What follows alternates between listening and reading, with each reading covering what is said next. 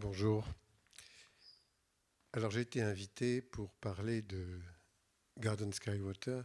C'est quelque chose qui effectivement est très lié à ce que j'avais un peu développé ou abordé, plutôt seulement abordé parce que développer ça c'est pas si simple, lors de l'exposition Jardin planétaire qui a eu lieu en 99-2000, ça fait déjà un moment.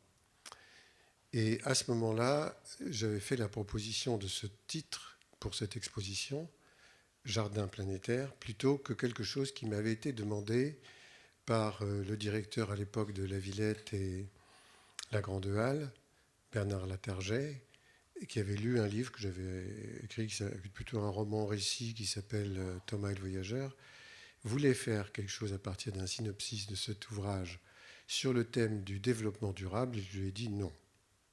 Développement durable, non. Ni développement, ni durable. Développement, ça veut dire qu'on est dans le principe systématique de la croissance. C'est une lecture très particulière des économistes et c'est tout. La durabilité, elle n'existe pas du tout. Je suis jardinier, donc je dis que le jardin est un territoire mental d'espérance, c'est-à-dire que quand on met une graine, c'est pour demain, et que le jardinier, tous les matins, est surpris par quelque chose qu'il n'avait absolument pas prévu. Effectivement, tout change. Les plantes ne sont pas les mêmes, les graines voyagent. Bref, c'était un mauvais titre. Et je lui ai dit, moi, je préférerais Jardin planétaire. Et elle a dit oui. Donc, mais je lui ai expliqué les raisons pour lesquelles j'avais choisi cette expression-là. Et il y en a trois. La première, c'est la couverture anthropique. La planète, elle est là, tiens. Voilà. Bon. Elle est couverte partout. Les hommes sont partout, surtout aujourd'hui. Hein. Plus qu'il y a quelques années, mais bon. Et le jardinier, lui, dans son jardin, il est aussi partout, même là où il ne va pas, il sait ce qui s'y passe. Nous, on a des drones et toutes sortes de... Bref, on est présent, quelquefois pas très habilement. Le second, c'est la question du brassage planétaire. C'est-à-dire que sur la planète aujourd'hui, on rencontre des plantes et des animaux qui ne sont pas forcément originaires du lieu où on le trouve, où on est, sont arrivés récemment. D'autres sont arrivés il y a un peu plus longtemps, on ne sait pas quand, mais enfin bon. Ça, c'est une mécanique qui a commencé bien avant que les humains ne soient sur la planète, mais qui est accélérée par l'activité humaine lorsqu'on crée le premier jardin, qui est la première importation, puisqu'on met des plantes qu'on allait rencontrer quand on était nomade et on les met là. Et aujourd'hui, le jardin étant le premier lieu artificiel du brassage planétaire, la planète étant un lieu du brassage planétaire humain accéléré par les humains, je dis, voilà, on est dans un jardin. Et la troisième raison, c'est la définition, et on en arrive au sujet d'aujourd'hui, c'est la définition du mot qui veut dire enclos. Jardin, enclos ou paradis, ou les deux, enfin bon, enclos, ça on est sûr, puisque quand on parle du jardin, on parle d'être vivant. C'est pour ça que je préfère dire que je suis jardinier que paysagiste, parce que jardinier, c'est lui qui travaille d'abord avec le vivant. Le paysagiste, il peut faire des paysages, le jardinier. Le paysagiste n'est pas obligé, hein, il peut faire là, il y a un paysage. Il est fait avec pas beaucoup de plantes. Il y a des êtres vivants, c'est vous, mais voilà. Donc, ce mot est très important, l'enclos, parce que ce sont les limites de la biosphère, c'est là que se trouve la vie. Or, ces limites de la biosphère, ce sont ces 8 000 mètres au-dessus du niveau. Là, on a des nuages orographiques sur l'île de la Réunion.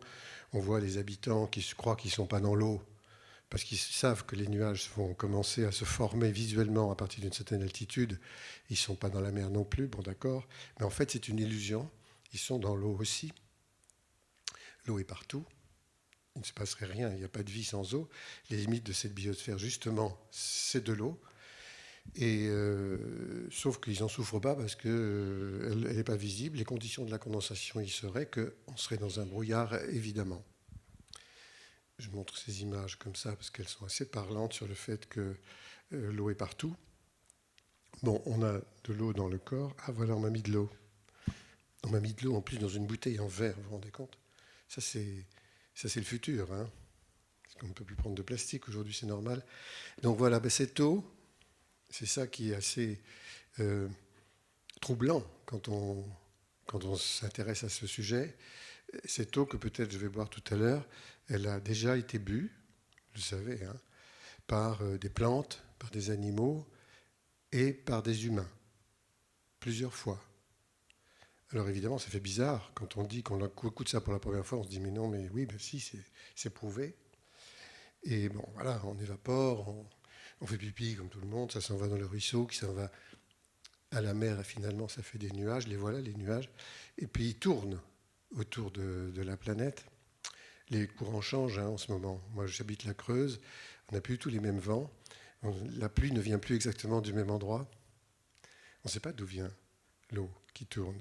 Mais on en a besoin, on ne peut pas vivre sans, ça c'est la condition du partage, pour le coup. Sur la tête des pauvres et des riches, l'eau tombe de la même façon et on la boit. Vous voyez, c'est ça le recyclage. C'est-à-dire qu'ici, voilà la biosphère, hein, c'est tout petit, 8 000, 10 000, allez, 11 000 au-dessus du niveau de la mer si on veut. 8, 10 000 en dessous, c'est pas grand-chose, mais de toute façon, tout ça est recyclé et tout ça tourne, circule avec les vents et tourne avec la planète, évidemment. Nous sommes, nous sommes tous dans une lessiveuse, nous êtres vivants. Nous sommes dans cette situation-là. Mon symbole pour les jardins, mais les enfants aussi, quand je parle avec eux, c'est la libellule, parce qu'elle a cette espèce de transection comme ça, elle passe de l'eau à l'eau de l'air, c'est-à-dire que la larve est une larve carnivore aquatique, et ensuite l'animal s'en va dans l'air, de toute façon on ne pourrait pas vivre sans eau, et c'est symboliquement l'épaisseur de l'eau de la biosphère. Et voilà les animaux que je protège chez moi. Quand je suis arrivé dans mon jardin, je n'avais pas de jardin, c'était un terrain que j'ai commencé à faire en 77, c'est vieux, et j'ai commencé à me dire comment je fais pour ne pas tuer ça, pour continuer à voir ces animaux-là. Et ça a été le début du renoncement à tout ce qu'on m'avait appris. On m'avait appris à tuer, puisque c'est comme ça que ça se passe quand on est ingénieur. Je suis ingénieur. Hein. Alors, ingénieur horticole, on nous apprenait des choses très très importantes, hein, la base, évidemment l'alphabet, la botanique et même de l'entomologie. Sauf que c'est après, au moment où en fin d'études, on vous dit voilà maintenant comment il faut que vous vous occupiez de ce que vous allez faire, le jardin, l'agriculture, les élevages d'arbres, de plantes, tout ce que vous verrez. Et c'est là qu'on tue. On veut garder une plante ou une espèce ou un animal, et on tue tous les autres. Mais la question que moi je me suis posée quand je suis arrivé dans le mien, je me suis dit comment je fais si je veux garder la libellule ou le papillon. Enfin bon, ça a été le début d'une modification complète de la manière de vivre et de voir les choses, y compris et surtout le jardinage, puisque c'est mon métier. Donc je vous montre des animaux qui ont besoin d'eau ou qui l'utilisent. Moi, si je devais être réincarné, je pense que ça n'existe pas, mais ça ne fait rien, ce serait en canard, parce que un canard, ça flotte, hein, voilà, ça plonge, ça marche, ça vole. Pour un paysagiste, c'est complètement idéal, on n'a pas mieux. Hein. Alors, nous, on est maladroits, il faut prendre des outils pour aller sous l'eau, il faut avoir des drones pour aller en l'air, vous voyez, eux, ils ont tout, hein, pratique. Ça, je montre parce qu'on connaît toutes sortes d'animaux qui ont besoin de l'eau, qui ne pourraient pas vivre sans, mais je ne savais pas du tout que le capybara, là, celui-là, il est photographié en Guyane, mais il existe aussi dans des parcs zoologiques en France, c'est là que je l'ai appris. S'il n'y a pas d'eau pour lui, il meurt, alors qu'on lui donne à boire, hein. Ça, il boit, d'accord, mais il meurt parce qu'il ne peut pas faire ses besoins. Il lui faut de l'eau pour aller, ce sont ses toilettes, il lui faut de l'eau. Et là, il se congestionne, terminé, il meurt. Vous voyez, c'est étrange, hein, comment il a coévolué avec une présence de l'eau à ce point. Et toujours en Guyane, j'ai vu ça, à quoi je ne m'attendais pas du tout. C'est un chien, enfin c'est une chienne, qui, elle, décide de faire ça. Vous voyez, d'utiliser l'eau aussi pour ses propres toilettes à elle. Hein, elle n'est pas obligée. Elle. Voilà, la diversité avec l'eau, pour nous, dans les jardins, elle est assez fantastique, très en péril. Il y a des problèmes énormes avec les pollutions. Ça, c'est une photo de je sais pas, il y a 15 jours dans un jardin d'un de mes anciens élèves. Il a fait ça du côté de Chambéry. Et il a réussi à reconstituer des écosystèmes très très riches. C'est vraiment très, très intéressant. On était entouré par une musique de grenouilles. Enfin, je ne vous raconte pas, c'était voilà, au milieu de l'eau. Le nombre de plantes qui vivent dans l'eau est très très important aussi. Il y en a qu'on ne voit pas parce qu'elles sont minuscules. Il y en a qui en profitent comme les palétuviers dans les milieux salés. Et puis je montre cette image-là, qui est une noix de coco, parce que on n'est pas dans l'eau tout à fait, mais presque. Ça se relie au brassage planétaire que j'évoquais et qui existe bien avant que les humains soient sur la planète. C'est le transport des graines, c'est le voyage des plantes. On ne connaît pas l'origine géographique du cocotier. Il tourne autour de la couronne tropicale, il est porté par l'eau, par les courants marins. C'est la plus grosse graine du monde, hein. C'est un ballon, il flotte. C'est très spectaculaire. Ils sont emportés par les tempêtes et déposés sur des autres îles et n'importe où, du moment que le climat est tropical, hein. Donc l'eau joue un rôle très important pour le voyage naturel. C'est une image des calanques, celle-ci, parce qu'en ce moment, nous sommes en train de travailler avec le collectif Coloco sur le fond marin. On nous demande à nous, qui sommes plutôt habitués à avoir les pieds sur quelque chose de dur, enfin la terre, quoi, d'aller sous l'eau pour dire qu'est-ce que c'est le paysage des calanques. Alors, bon, on peut se faire un peu scaphandrier, ok, mais enfin, c'est pas facile du tout. On a affaire à des gens qui nous aident. Et là, pour l'instant, c'est tout le début, donc je ne vous en dirai pas grand-chose, si ce n'est que, finalement, peut-être que dans le paysage sous-marin, au lieu de s'en tenir aux images, vous voyez, on a des choses comme ça très belles, hein, mais très courtes aussi, et quelquefois, on n'a pas plus de 3 mètres de visibilité. On se demande si l'horizon, c'est quoi? Est-ce que c'est cette ligne claire ou est-ce que c'est pas plutôt le plafond? On est dans un autre... En plus, on peut retourner la tête, on perd le sens du poids. C'est très intéressant, hein, d'être comme ça dans l'eau. Mais je faisais la proposition, je ne sais pas où on ira, pour dire que dans un cas comme celui-ci, où on est dans de l'eau dense, on n'est pas dans l'eau de l'air, on devrait peut-être essayer de percevoir le paysage, les reliefs et les échos par des sons. C'est-à-dire l'analyser par des éléments de sonorité et non pas seulement par le côté visuel des choses. Alors, que faisons-nous de l'eau, nous, utilisateurs? Ça, c'est une photo prise dans un petit lieu public, également en Guyane, où on voit que les sanitaires sont pour le public, mais elles ne sont pas publiques, si on regarde l'orthographe. Donc ça, c'est juste pour indiquer que c'est sans doute un des premiers usages les plus importants et permanents, mais il y en a évidemment plein d'autres. Et c'est une photo que j'ai prise. Malheureusement, ce lieu va disparaître. Il est assez remarquable d'un point de vue paysager. On est à l'île Maurice, et là, on est dans des salines, dans la récupération du sel. Ici, on est en Indonésie, et il ne se passerait rien dans la culture du riz s'il n'y avait pas ces plans d'eau qui viennent assez naturellement. C'est pas compliqué. Sauf que ça a beaucoup changé aujourd'hui. On a une pollution qui s'est accumulée. Je ne sais pas si vous êtes allé récemment dans ces pays-là, mais entre les années 80 et maintenant, on n'a vraiment pas du tout le même résultat au bout de la fin du parcours de l'eau, qui est très réglé, très, très réglementé, mais on connaît son parcours, ça finit dans des rivières, et là maintenant, on a plutôt des déchets de plastique partout. Bien sûr, l'exploitation pose des problèmes aussi que vous connaissez. Ça, c'est une image qui est en Écosse. Et puis, quand on passe à l'ère industrielle, et là, je trouve que vraiment, c'est là qu'on a commencé à faire le plus grande bêtise. On est dans la monoculture, hein, le mono-élevage aussi. Je vous le disais, on tue tout ce qui n'est pas la plante qu'on cultive ou l'animal qu'on élève. Mais bien sûr, on procède aussi à l'irrigation et à la mise en place des intrants, qui sont, eux, les polluants. Parce que l'irrigation, on pourrait dire peut-être, après tout, si on a une ressource en eau et qu'on la remet, cette eau, sur les champs ou autre chose, si on en a besoin, elle va repartir à la mer, admettons. Mais peut-on remettre, et c'est ça une question la plus importante et très difficile à résoudre, dans l'environnement, l'énergie qu'on lui prend sans disqualifier ses sources d'énergie.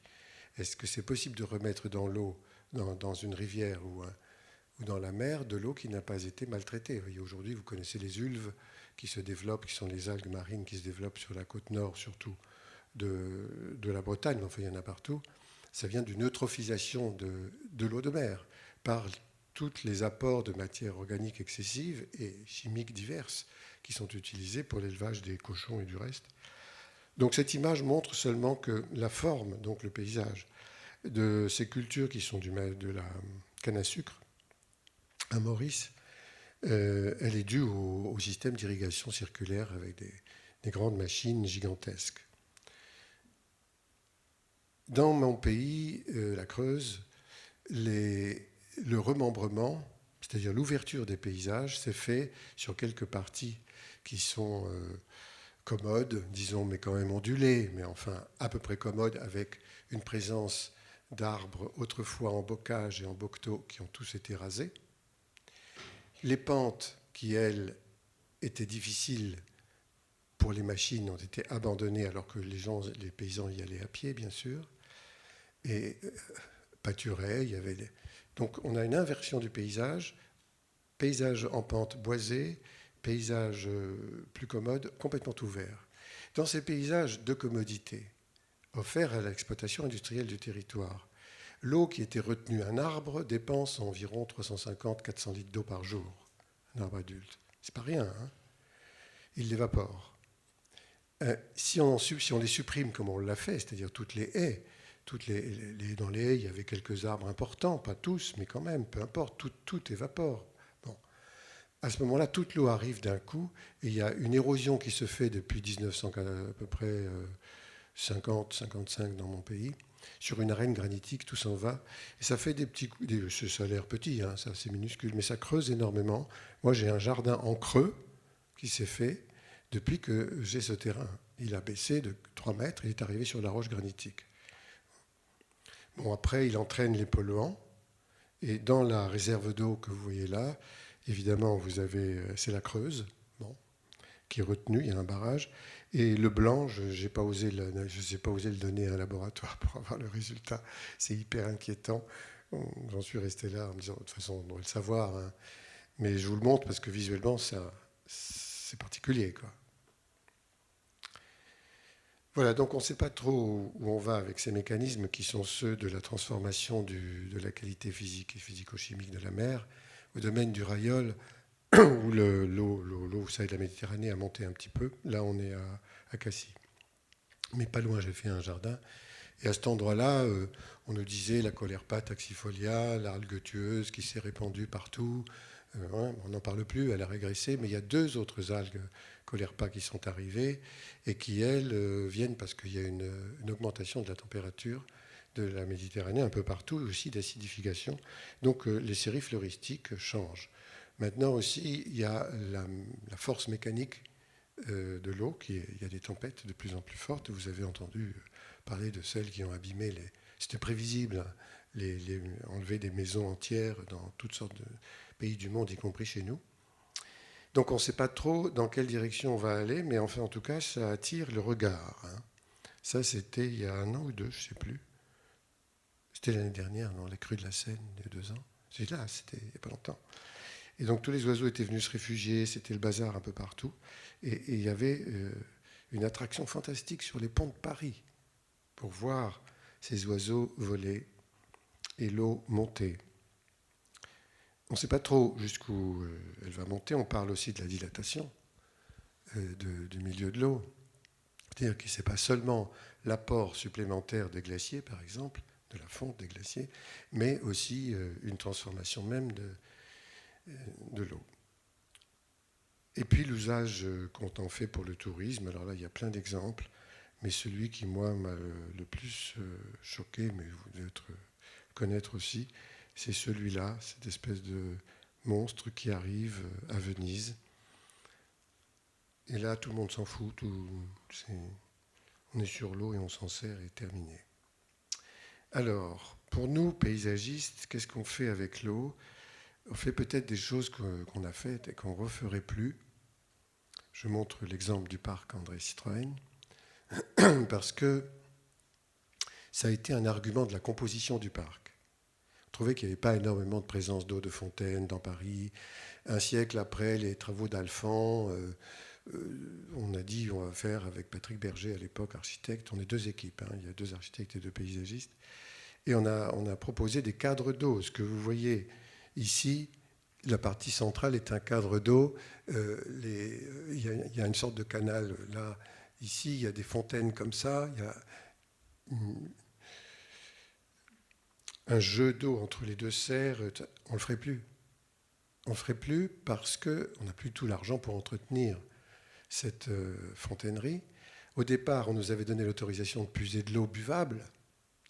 Sauf qu'après, c'était plus possible. Il a fallu de l'eau que l'on recycle.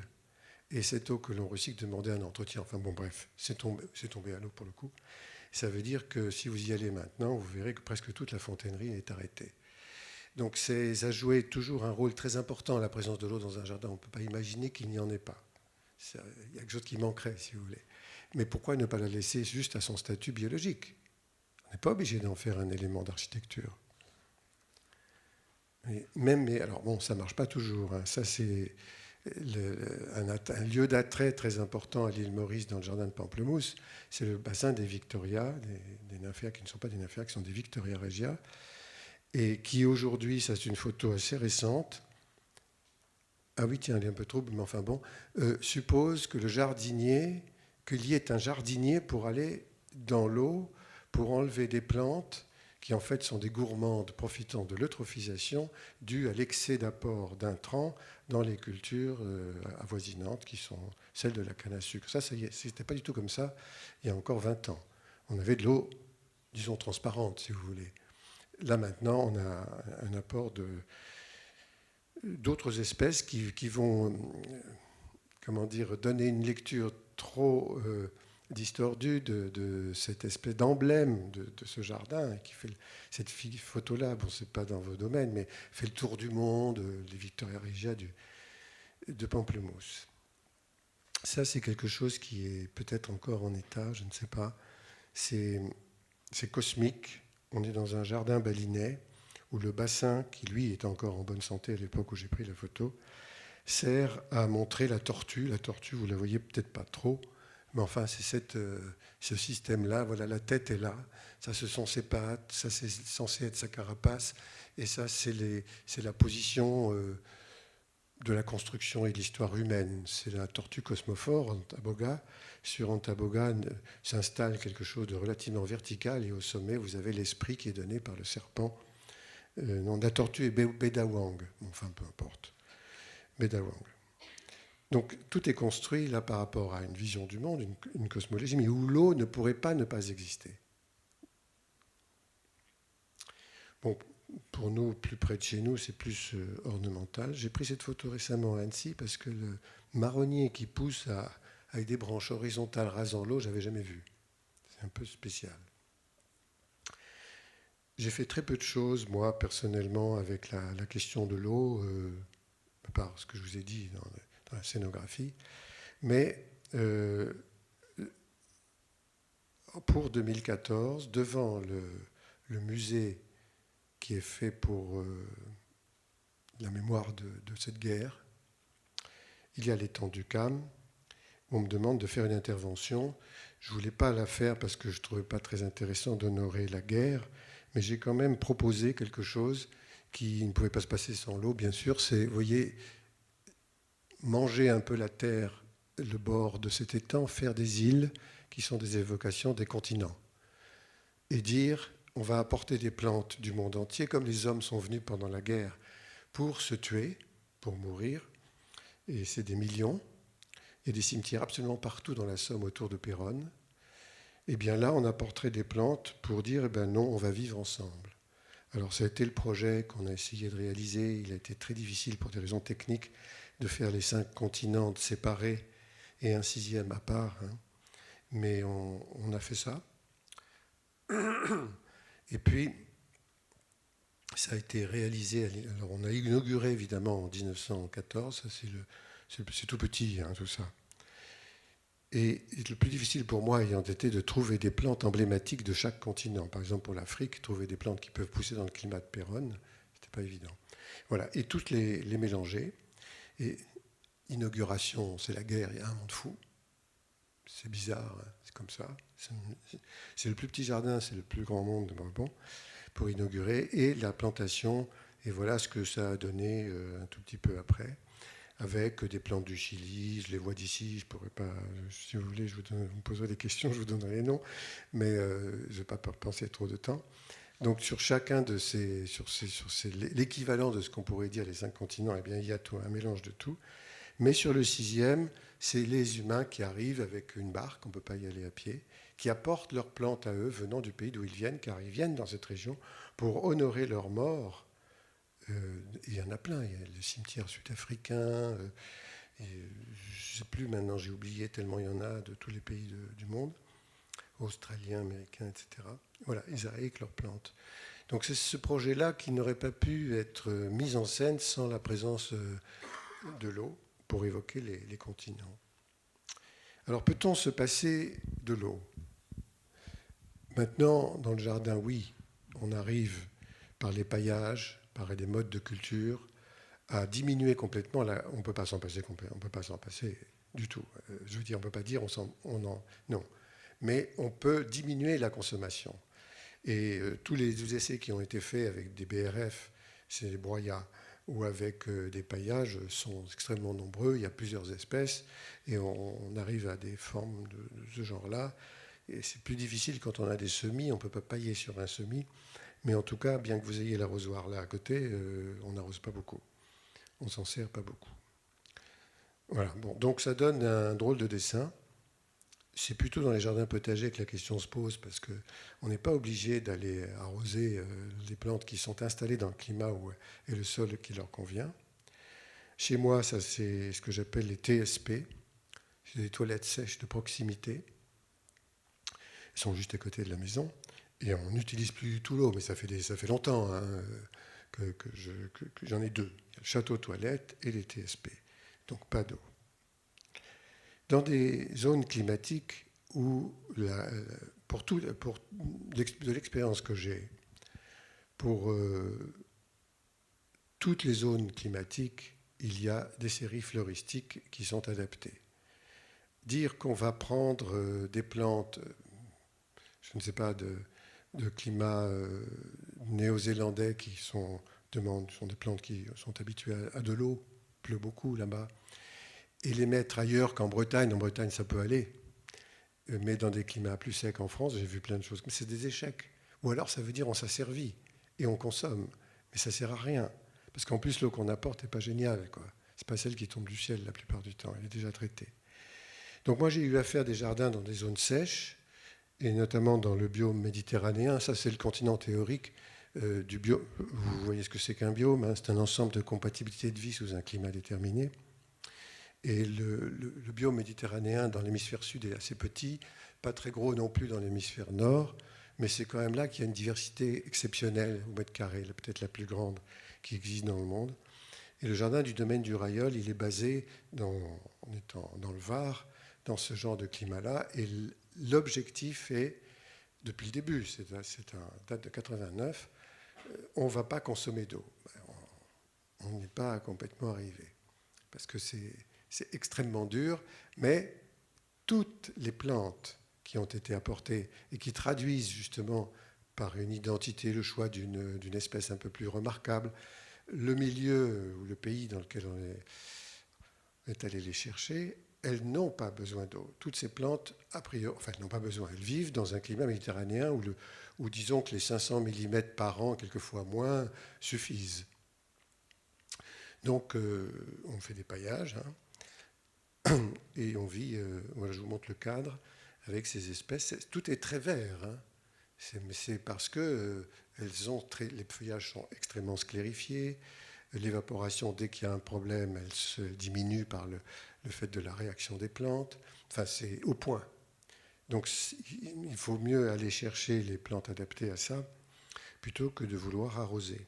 Ça a été accepté dès le début par le conservateur du littoral, qui est le propriétaire du terrain, On n'est pas, je vous dis, tout à fait arrivé, mais presque quand même, hein. Il y a quand même quelques assistances à faire, en particulier lorsqu'on est tout au début des plantations. Voilà, alors je vous passe très vite la question des identités paysagères. Là, on est aux Canaries, ici encore. Là, on est en Australie avec les Black Boys. Là, on est en Afrique du Sud avec les Galtonias. Ça, c'est encore l'Afrique du Sud avec les Restios, etc. Toujours l'Afrique du Sud. Le Chili, le Mexique. La Nouvelle-Zélande, là, on est dans le bas du terrain.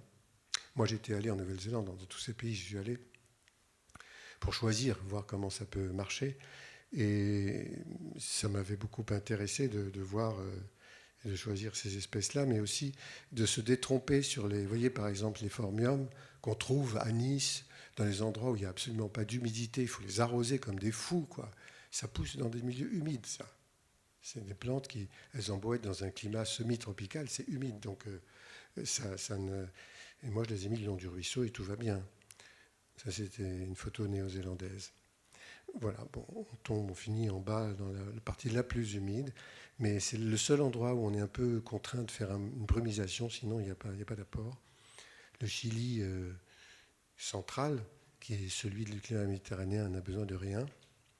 Et le grand point commun, ben, c'est vraiment pas l'eau, hein, c'est le feu. C'est-à-dire que ça, c'est une photo prise près de Cape Town, dans Sandy Bay. Et on laisse passer des incendies, tout ça, ça s'en va vers la mer, c'est pas grave. L'important pour les espèces qui vivent là est que soit levée la dormance de leurs graines par des chocs thermiques, sinon il ne se passera pas il n'y aura pas de renouvellement. Donc c'est toutes les pyroflores, la pyroflore, vous voyez, le renouvellement de ces espèces, on appelle l'argonium, mais vous avez les cadavres d'un côté, puis le reste qui repousse. Les plantes qu'on appelle les fire lilies, qui ne vivent qu'à partir du moment où il y a eu un feu. Donc on était à l'opposé de l'exigence de l'eau pour la survie de l'espèce. Peut-être vous vous rappelez quand Yellowstone a pris feu. Non, vous êtes trop jeune. On a vu arriver, pousser des plantes qu'on avait considérées comme fossiles. Et qui étaient, les graines attendaient. Que dans le monde végétal, ils ont de la patience. Hein. Les graines dorment, elles dorment, ça peut durer des siècles. Donc voilà, alors moi dans mes expériences de climat sec, j'ai eu une expérience malheureusement qui s'est arrêtée très court, très vite. C'était avec des gens de l'atelier d'urbanisme parisien, le groupe Coloco, enfin on était assez nombreux, sur la ville de Tripoli avant qu'il y ait la guerre. Et à ce moment-là, comme ils sollicitaient toutes sortes de gens, d'intervenants sur le paysage un peu de partout, c'était un peu en marge des intérêts de Kadhafi lui-même, parce que lui ne s'intéressait pas du tout à ça, mais c'était l'atelier parisien local de Tripoli, l'atelier d'urbanisme de Tripoli qui organisait tout ça. Et on récupérait un sol très pollué, avec des bâtiments et des usines qui étaient partis.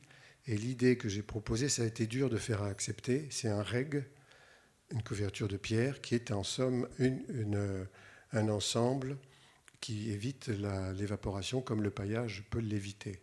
Mais c'était beaucoup plus efficace. Donc on l'a mis en place sur 30 hectares, mais la ceinture, la Green Belt était beaucoup plus vaste. On s'est arrêté après, parce que tout a déraillé. Enfin, je veux dire, c'était la guerre. Donc ça donnait un drôle de truc que je n'avais jamais fait dans ma vie.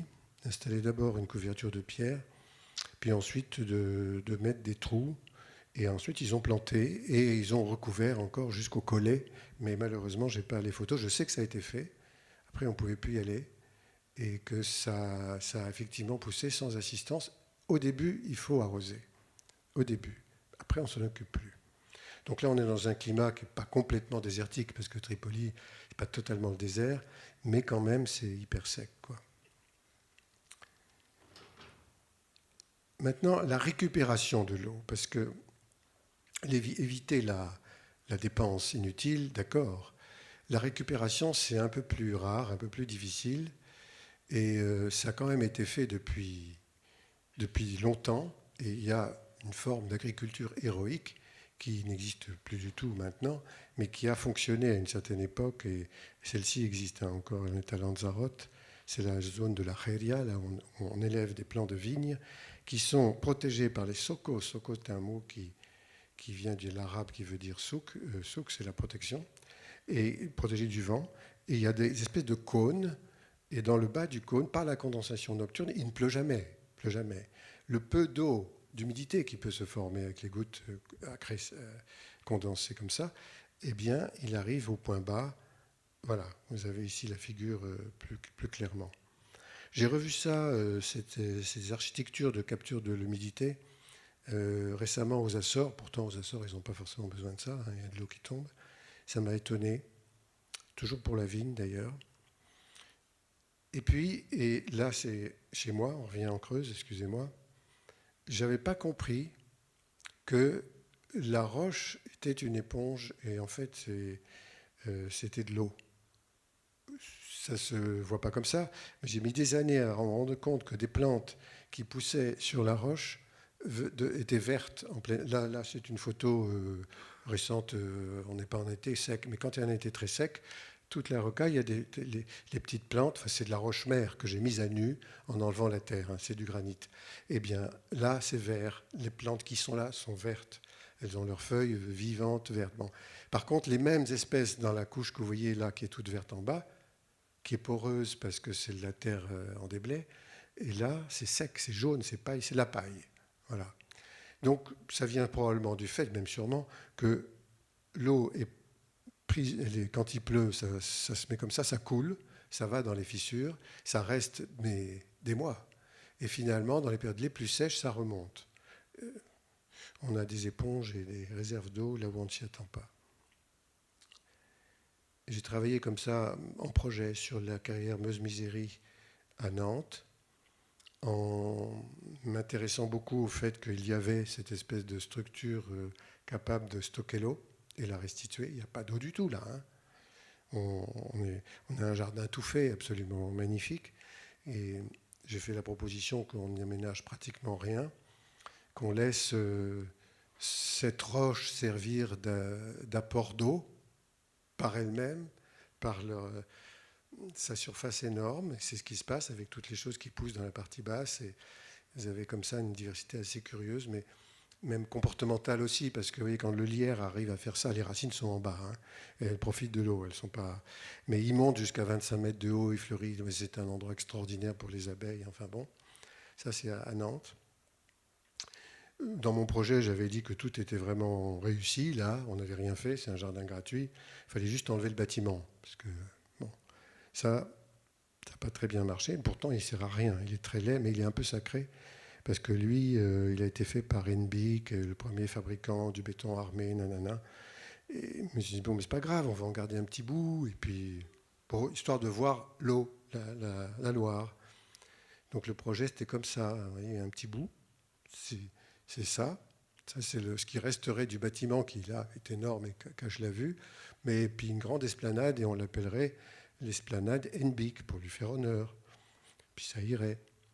Bon, ça n'a pas été complètement retenu, mais ça a évité quand même un projet qui, lui, bouchait tout avec des bâtiments.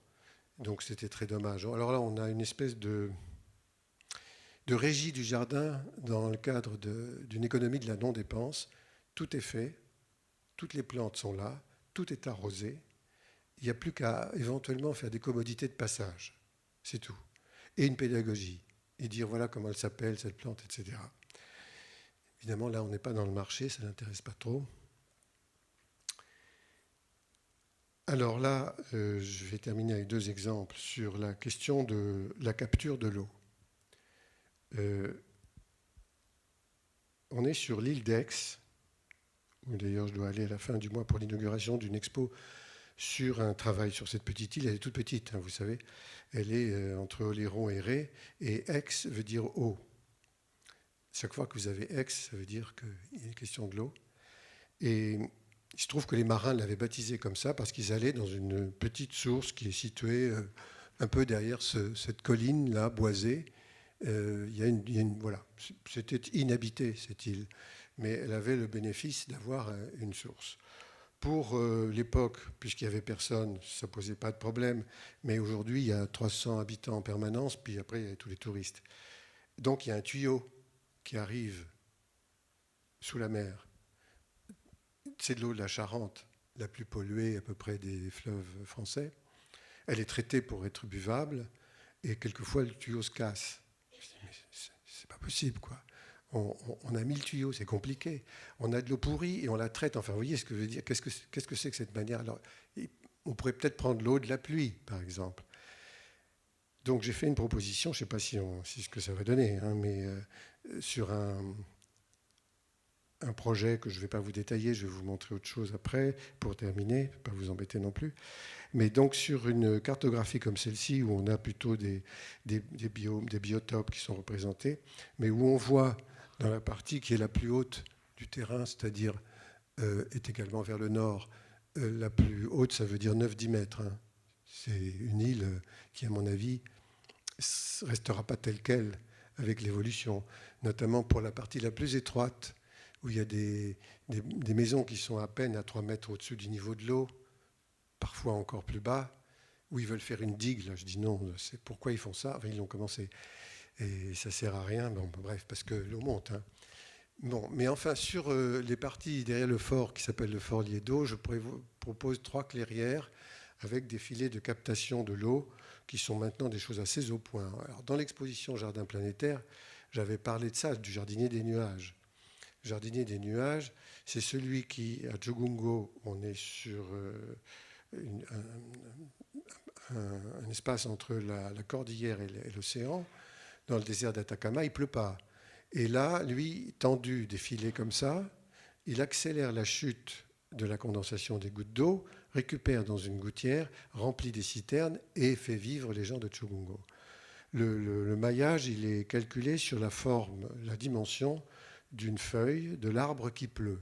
L'arbre qui pleut vit aux Canaries, aux Canaries, sur les façades sud, où il pleut jamais, mais où l'arbre pleut. C'est que pendant la nuit, sa structure fait qu'il a pu faire, la condensation a pu avoir lieu sur son fait. Et ça, le matin, il y a des gouttes d'eau par terre. Donc ça, c'était l'arbre, ça m'avait beaucoup intéressé, hein, l'histoire du jardinier des nuages. Après, comme j'ai eu l'occasion entre-temps d'aller voir un ingénieur physique à l'Institut de physique à Paris qui s'occupe de ces sujets, il m'a montré les matériaux qui aujourd'hui sont au point pour ça.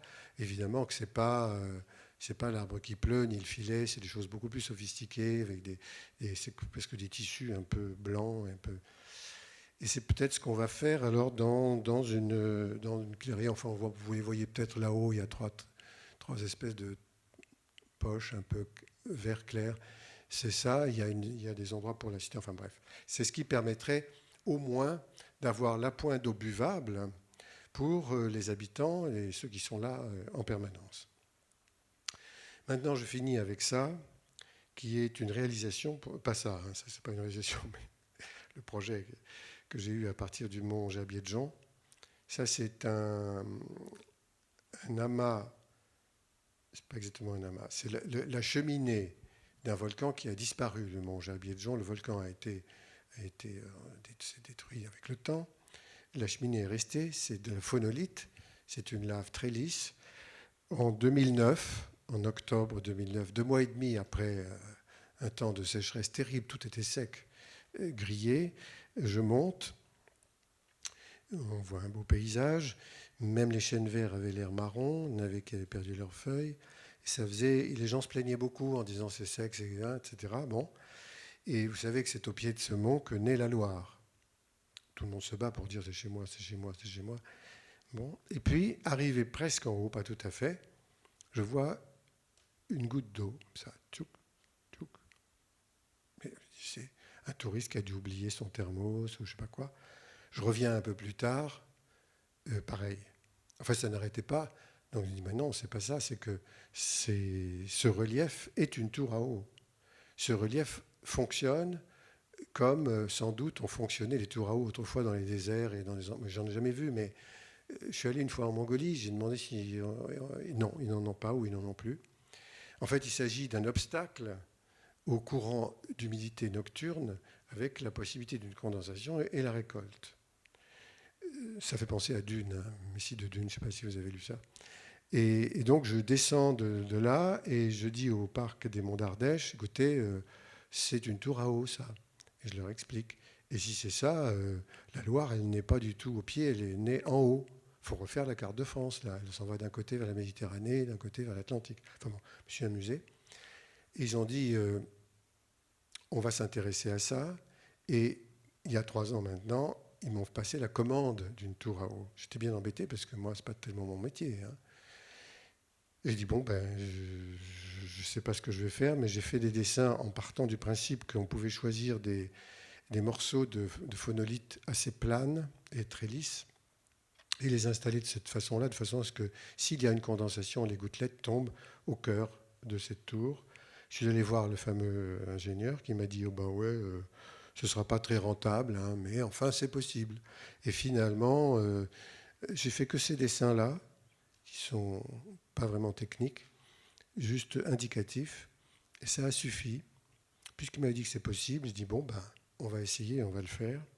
J'ai donné ça à une équipe de muraillers qui travaillent avec de la pierre sèche, qui ont fait un travail absolument étonnant, hein, sur un endroit qui est pas loin du mont Jabier-de-Jon, qui s'appelle la Chaumasse, et ça a donné ça. Et 1 mois après, on pouvait aller ramasser l'eau qui est buvable. Ça prend 1 mois pour obtenir ça. Bon. Avec les écoulements, un d'un côté et un de l'autre, donc un qui va vers l'est, un vers l'ouest, on est sur la ligne du partage des eaux. Enfin, c'est plutôt vers le sud et vers le sud-est et vers le nord-ouest. Ça s'en va donc alimenter les rives que nous avons. Ça, c'est l'inscription dans le paysage. Alors évidemment que faire ça dans un lieu comme celui-ci, où il pleut quand même, hein, ce n'est pas une urgence absolue. Je veux dire, on peut se procurer de l'eau en Ardèche, le long de la ligne du partage des eaux, on va en trouver. Il y a des sources un peu plus bas, mais c'est symbolique. C'est pour parler d'une question qui est partout sur la planète et qui est urgente. Comment fait-on pour, je l'ai dit tout à l'heure, remettre l'eau dans l'environnement sans la disqualifier? Comment la consomme-t-on? Comment la récupère-t-on dans cette grande lessiveuse pour qu'elle continue d'être buvable pour nous? Cet objet-là, archaïque apparemment, est quand même une possibilité. On ne peut pas faire des tours à eau partout, mais enfin bon. Et voilà l'équipe des muraillers qui ont travaillé en 1 mois pour faire juste cet objet. Donc voilà un petit peu le tour de cette question que je vois moi à travers mon regard de jardinier, hein, sur le thème de l'eau qui est celui que vous développerez certainement ou que vous avez développé de façon scientifique beaucoup plus que moi. Je suis juste quelqu'un qui met les mains dans la terre et parfois qui utilise les pierres. Merci de votre attention.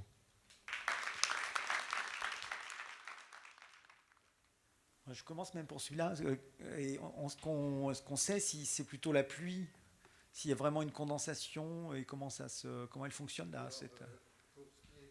Pour ce qui est du premier mois, il n'y avait aucun doute, il n'y a pas plu. Donc c'était la condensation. Mais évidemment qu'il peut pleuvoir en plus. Mais dans des pays où il ne pleut jamais, mais où l'eau n'existe que sous une forme d'humidité de l'air, là on est sûr que ce qu'on récolte, ça vient de ça. Bon, c'est pas le cas là. Hein. Elle a un petit côté Jodorowsky, science-fiction, cette tour. Voilà. Il y a un micro là-bas. Merci beaucoup pour la présentation. Est-ce que vous pouvez réfléchir un peu plus sur l'idée de jardinier ou l'acte de jardinier et l'acte d'observation et l'idée de... Oui, il y a le contrôle, sinon, comment on dit si on ne contrôle pas, on juste observe. Ouais, un peu plus de réflexion sur ça, merci. Alors, je voulais expliquer au début que je préfère dire que je suis jardinier parce que je travaille avec le vivant. Et il n'empêche qu'il y a une partie dans l'art des jardins de la composition. C'est-à-dire qu'on dessine. Parfois, ce dessin est une illusion. Parce que quand on va l'exécuter sur le terrain, on sera obligé de modifier des choses qu'on n'avait pas vues. Mais surtout, il va changer dans le temps.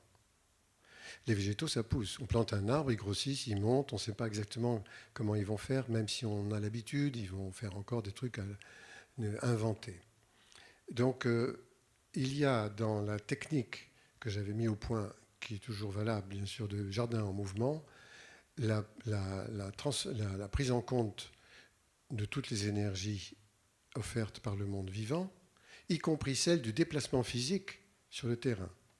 Si une plante à cycle court est là, pour moi c'était la grande berce, une énorme plante qui meurt après avoir fait les graines, elle se déplace, elle va ailleurs, ça transforme l'espace complètement. Faut-il l'enlever parce qu'elle est allée ailleurs et qu'elle deviendrait soi-disant une mauvaise herbe? Non. Mais la forme a changé, oui. Accepte-t-on le changement de la forme? Aujourd'hui, le fait d'accepter le principe de la biodiversité comme étant un trésor important à protéger, nous oblige à considérer qu'on doit protéger en même temps le comportement de toute cette diversité. Donc le jardin en mouvement protège ça. Ça, c'est quelque chose qui est un changement de modèle culturel extrêmement fort, très gênant pour ceux qui ont une vision fixiste de l'espace et qui sont plutôt liés au jardin d'autrefois où on a des structures architecturales qui ne bougent pas. Ce n'est pas le cas là. Ça suppose qu'on accepte d'abord ça, bien sûr, qu'on s'y intéresse et qu'on trouve ça même beau, et que peut-être l'intervention, qui est la résolution esthétique, l'intervention du jardinier, elle n'est pas évacuée pour autant, mais qu'elle agisse en respect de la diversité comportementale de tous ces êtres-là. Voilà, ça suppose une petite connaissance botanique et générale, quoi. Oui. Où est l'homme dans cette relation? Où est le... où nous sommes comme les humains dans cette relation? S'il y a un jardin, nous sommes les jardiniers.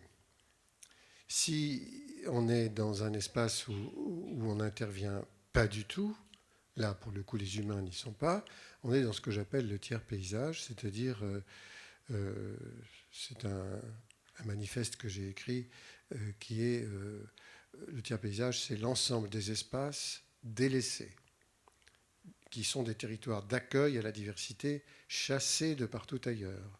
Ce sont des lieux précieux. Ça, ce sont des trésors aussi. Mais on n'intervient pas. La diversité s'installe et c'est tout.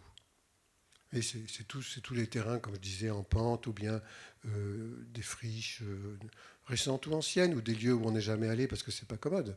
Tout ça, c'est le tiers paysage. Bon. Et dans le jardin, il y a le jardinier. Toujours. Même s'il donne une très grande part du dessin du jardin, du résultat, à la dynamique des végétales en place, de cette diversité, même s'il cède cette signature, c'est la co-signature, avec une forte part prise par le monde vivant végétal, il est quand même là. Il est quand même un intervenant important. Moi, je taille, je fauche, je tond, je coupe, je fais plein de trucs. Mais je garde le plus possible d'espèces, quoi qu'il arrive. Même quand vous taillez un buisson qui va porter... qui va avoir, je ne sais pas, être un accueil, même une ronce, ça m'arrive de les enlever, mais aussi surtout de les tailler pour ne pas les enlever parce qu'il va y avoir dessus la chenille du Calophrys rubig et d'un papillon en disparition, tout petit mais très beau. Bon, bref, peu importe, c'est la diversité. Lui-même, on le sait parce que sa chenille, c'est important. Tout est important parce que la chenille sera mangée par... je disais ça tout à l'heure au début, mais c'est un écosystème. N'importe quel minuscule individu vivant dans le jardin est en rapport avec la totalité de l'écosystème. Donc l'important est plutôt de ne pas altérer la diversité, de la laisser. Vous voyez, mais ça ne veut pas dire qu'on n'intervient pas. Après, c'est tout le talent du jardinier. Est-ce qu'il est bon, est-ce qu'il est mauvais, est-ce qu'il va faire des jolies formes ou pas? Ça, c'est...